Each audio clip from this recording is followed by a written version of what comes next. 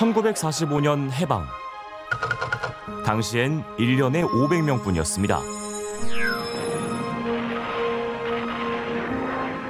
부상자 치료에는 이방인 의사나 간호원의 도움이 절실한 때였습니다. 60, 70년대 의과대학이 10곳 이상 신설되면서 의대 정원 1000명 시대가 열렸습니다. 이들 의과대학 학생들은 매년 의료의 혜택을 못 받는 농촌을 찾아 성스러운 인수를 베풀어 왔는데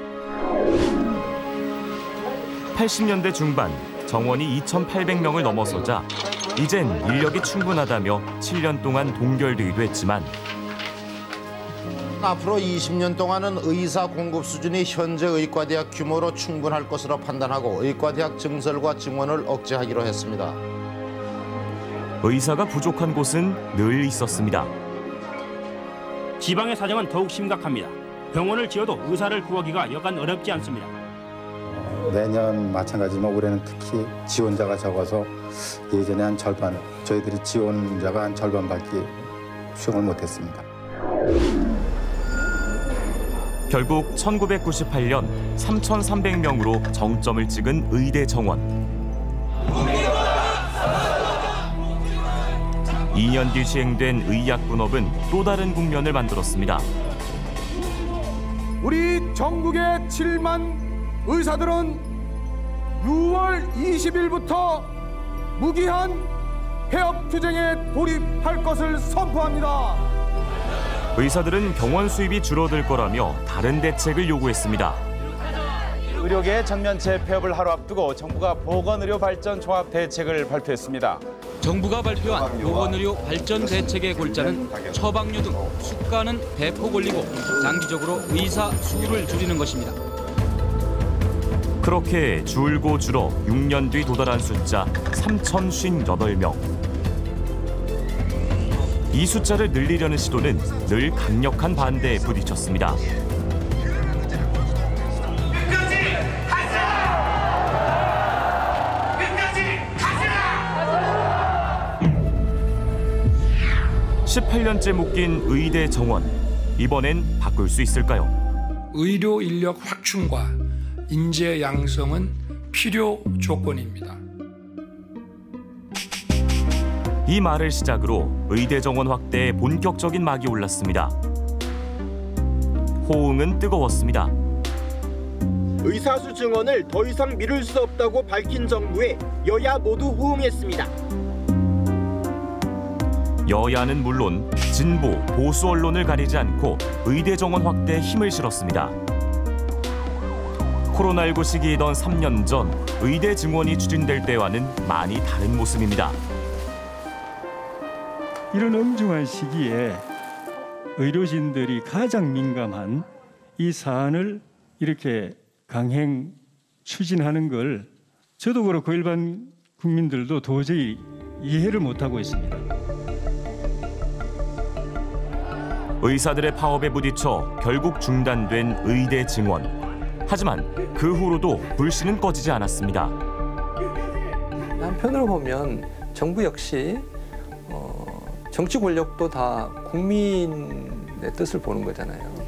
최근에 환자가 제대로 의료기관에 못 가서 응급의료가 안 돼서 특정 영역의 진료가 없어서 결국은 치료를 못 받아달지 이러한 것이 이제 중요한 어젠다 세팅에 있어서 중요한 역할을 해서 단초가 되는 거죠. 특히 최근 3년 사이 나온 여러 연구진의 의사 부족 전망치는 논의에 불을 붙였습니다. 방법에 따라 차이는 있지만 현재 의대 정원을 유지한다면 가까운 미래 의사가 최소 2만 명 이상 모자랄 거라는 공통된 결론에 도달합니다.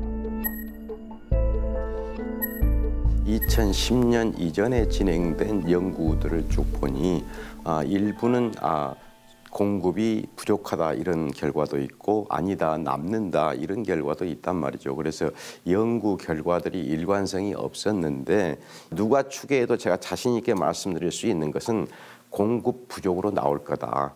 어떤 방법을 사용을 해도. 공급은 고정된 상태에서 수요가 폭증할 거라는 예측. 가장 큰 근거는 인구 구조의 급속한 변화입니다. 당장 내년부터 한국은 65세 이상 노인 인구가 1,000만을 넘고 내후년이면 노인 비중이 20%를 넘는 초고령 사회가 됩니다. 수요를 결정하는 요인 중에 가장 크게 영향을 미치는 게 고령화입니다. 나이에 따라서 의료비를 얼마나 쓰는지를 살펴보면은 처음에 태어나자마자 이제 아주 어렸을 때 꽤 많이 쓰고요. 이제 초등학교, 중학교 때 정말 거의 안 쓰고요. 마지막에 가면 갈수록 이제 어마어마하게 많이 쓴단 말이에요. 여기 이쪽에 이 많이 쓰는 사람들의 비율이 확실하게 많이 늘어나는 구조가 될 것이기 때문에 의료의 수요가 늘어나는 것은 굉장히 자명한 일입니다. 교육수준이 높은 분들이 양질의 의료 서비스에 대한 디맨드가 더 크거든요. 그러니까 그 사람들이 또 이제 그런 사람들이 이제 노인이 되기 때문에 의사 집단의 세대 교체도 눈여겨볼 변수입니다. MZ 세대가 오고 있어요. 지금 젊은 의사들은 종합병원에서 이렇게 장시간 일하고 있는 것 이게 너무 싫어요. 일가정 양립을 하길 원해요. 더 이상 이렇게 갈아넣는 형태로 하지 않기를 원합니다. 그러면 어떻게 되냐? 결국은 이제 장기적으로 의사 수가 늘어나야 된다고 하거든요. 여러 가지 상황을 종합해봤을 때 의대 정원 수를 확대하지 않으면 앞으로 의사 수가 많이 부족해질 거라는 데는 이 근거가 참 많은 것 같습니다. 그렇다면 대체 지금 의대 정원 수를 얼마나 늘려야 이런 문제들이 해결되는 걸까요? 네, 가장 궁금해하실 부분일 텐데요. 의사 수급을 연구하는 학자들 사이에서도 일부 견해 차이는 있습니다. 일단 내년부터 지금보다 1,000명이 더 많은 4,058명을 매년 뽑고 추이를 보면서 정원을 조정하자는 의견이 있고요.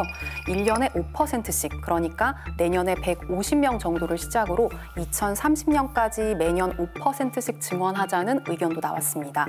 이런 안들과 현실적인 조건을 종합해서 내년 입시부터 의대 정원을 늘리겠다는 게 정부 계획인데요. 정확한 증원 규모는 이르면 올해 말, 연말에 나올 것으로 예상이 됩니다. 일단 정부는 각 대학이 얼마만큼 정원을 늘리기 희망하는지, 증원할 여력이 있는지 전국 40개 의과대학 전체를 점검하고 있습니다. 그렇군요. 이 규모도 규모지만 사실 어떤 방법으로 늘릴지가 관심사입니다. 이 소규모 의대를 중심으로 늘리자, 아니면 지역 의대를 중심으로 늘리자, 아니면 아예 의대를 새로 몇 개 만들자, 여러 가지 의견들이 나오고 있잖아요. 네, 사실 지금 말씀하신 부분, 얼마나 보다 어떻게 정원을 늘릴지가 더 중요한 부분일 수 있습니다.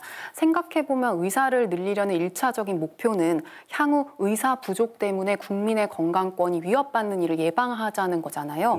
그런데 사실 의사가 부족한 곳은 정해져 있습니다. 지역 의료기관이 대표적이고요. 진료 과목별로 보면 외과, 산부인과, 응급의학과 이렇게 필수 의료라고 불리는 부분들이 문제를 겪고 있거든요. 그렇죠. 오래된 문제잖아요. 네, 이렇게 인력이 부족한 쪽에 의사가 채워지는 결과로 이어지지 않는다면 아무리 의대 정원을 많이 늘리더라도 국민이 체감하는 효과에는 한계가 명확할 텐데요. 그래서 의대 증원을 통해서 지역 출신 학생을 더 많이 뽑고 그래서 지역에 정착하는 의사를 더 늘려보자, 이런 아이디어들이 좀 나오고 있는 상황입니다. 그 외에도 슬기로운 의사 증원을 위해서 어떤 점을 염두에 둬야 할지 취재했습니다.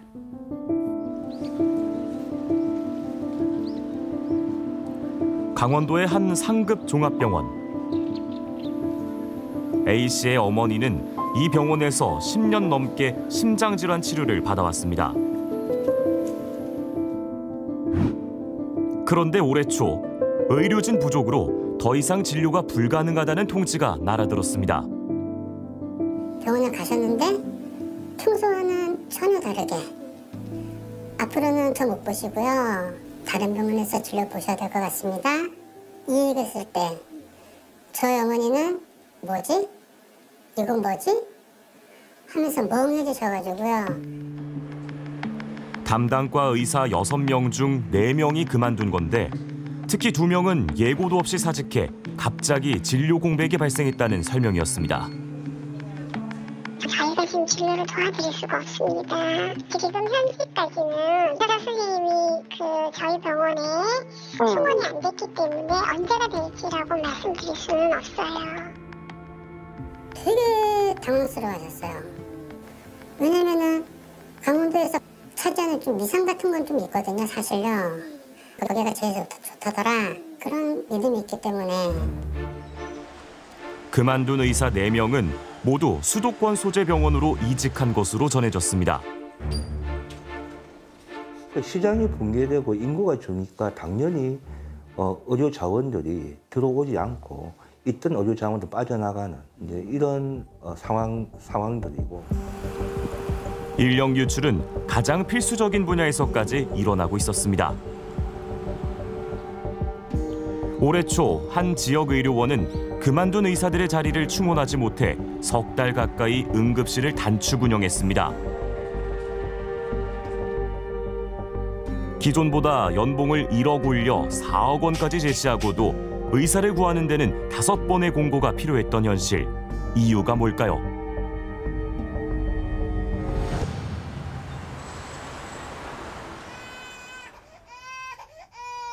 16년 동안 소아 응급 현장을 지킨 의사에게 물어봤습니다. 황의료라는 게 혼자 할 수 있는 건 아니잖아요.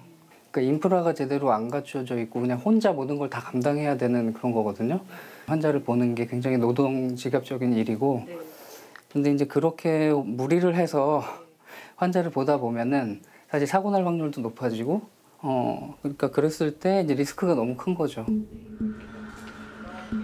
수련 중인 전공의들 역시 단순히 돈이 문제가 아니라고 말합니다. 또 의사 한 명이 또 책임을 지고 해야 되는데 과연 그런 것들을 다 무릅쓰고 그냥 돈 좀 많이 준다고 취약한 지역으로 가는 용감한 의사가 있을까? 적절한 보상뿐 아니라 성취감을 느끼며 안정적으로 일할 수 있는 환경을 많은 의사들은 원하고 있습니다. 당장 흉부외과, 신경외과 무슨 마취하는 분들 24시간 대기해야 되는 경우가 많단 말이죠. 근데 현재 우리는 대기에 대한 수가도 없어요. 또 환자가 자주 바이탈 관련되는 환자가 자주 발생하는 게 아니기 때문에 거기에 해당되는 의사 선생님들 고용량이 작아요. 그러면 이분들은 일주일 내내 당직이라 그럼 누가 여기 가서 일을 하고 싶어 하겠습니까? 산부인과 의사 꽤 많아요. 그런데 분만을 안 하는 거예요. 이제 거기서 보람 있게 일할 수 있는 여건을 만들어줘야 되거든요. 그 다음에 이 사람들이 이제 과로하지 않을 수 있어야 될 거 아니에요. 그러려면 또 팀으로 들어가야 돼요. 필수 의료를 어떤 지역 거점에서 지속 가능하게 이루려면은 뭔가 과감한 투자가 이루어져서 그게 선순환의 고리가 돌아야 되거든요. 의료보험료 올리겠습니다. 혹은 어느 세제에서 뭐 그런 거 쓰겠습니다. 뭐 그런 국민적 합의에 이르는 과정들이 저는 좀 필요하다고 보고요. 한편으로는 의사 인력을 블랙홀처럼 빨아들이는 수도권 병상 확대를 규제할 필요성도 제기됩니다. 서울이나 수도권 주변으로 대형 병원들이나 대학병원들 분원이 자꾸 생기고 있는데 그 분원이 생길 때마다 대거 이동이 생기는 거죠. 그 병상들이 과연 정말 필요한 것인가? 그거야말로 시장의 작동에 원리에 다 맡겨서 그러면 그 개설하고 싶은 병원을 다 허가할 것인가를 고민해야 되는 거죠. 근무 여건도 개선을 해야 되고 또 수도권 쏠림 현상이라는 구조적 문제도 해결이 돼야 하고 참 필요한 곳에 의사들을 끌어오는 게 쉬운 일이 아닌 것 같습니다. 네, 의대 정원을 늘리고 줄이는 인력 정책은 가장 기본적인 정책 수단인 거고요. 여기에 지역 의료, 필수 의료를 살리기 위한 다른 정책들이 동반돼야 하는 거죠. 네. 그래서 정부도 정책 패키지를 만들겠다 이렇게 강조를 하고 있습니다. 예. 일단 의사를 더 많이 배출해서 공급에 물꼬를 트고 그 이후에 여러 가지 장기적인 정책들을 통해서 필요한 곳에 적절하게 배치를 하겠다는 얘기로 들리는데 문제는 의사협회에서는 계속해서 반대를 하고 있습니다. 3년 전처럼 총파업에 들어가거나 뭐 여러 가지 반대를 할 경우에 의대 정원 확대가 다시 무산되는 거 아니냐 그런 우려의 목소리가 있습니다. 네, 말씀하신 그 문제 때문에 사실 의대 정원을 늘릴 필요성이 10년 넘게 제기됐는데도 아무것도 하지 못했던 거고요. 더 거슬러 올라가면 의사들 요구만으로 의대 정원을 300명 넘게 줄인 적도 있었습니다. 예, 그게 이제 2000년도에 의약분업되죠. 네, 당시 의사들은 의약분업으로 병원의 약값 수입이 감소할 거라고 반발하면서 의대 정원을 70% 수준으로 줄이라는 등 여러 대책을 요구를 했었는데요. 예. 정부가 이걸 일부 수용해서 정원을 줄였던 겁니다. 이제 더 이상 이렇게 특정 집단에 끌려다닐 것이 아니라 논의의 틀 자체를 바꿔야 한다는 지적이 많습니다. 네. 의사 수급을 정기적으로 예측해서 그때그때 의대 정원을 조정할 수 있는 그런 전문 기구를 만들자는 건데요. 참고해 볼 수 있는 게 일본 정부, 일본 후생노동성의 의사 수급 분과회라는 기구입니다. 네. 그 구성원을 보면 병원, 의사, 학계 인사들뿐만 아니라 노인, 장애인 의료기관, 지방의과대학, 지방자치단체, 환자지원단체 등 매우 다양하고요. 회의 자료와 회의록도 모두 공개돼서 투명한 논의 구조라는 점이 우리와 다릅니다. 분과회는 의사 수급 전망치를 직접 산출해서 앞으로 의대 정원을 어떻게 조정할 것인지 방향을 잡고요. 또 최근에는 특히 지역의 의사 부족 문제를 해결하기 위한 여러 제도들을 마련하는 데 집중하고 있습니다. 그리고 그 논의의 결과물이 실제 법 개정까지 이어지는 등 성과도 내고 있습니다. 2018年の医療費法の改正によってそういったシーディング制度というものですね、その必要な医師数を達しているようなところでは定員の上限を決めて、それ以上トレーニングの数っていうのを増やさないようにしてくださいというような制度ができたので、ここは一つ大きな医師受給分科会の議論を踏まえたその大きな制度的な変換だったかなというふうに思います。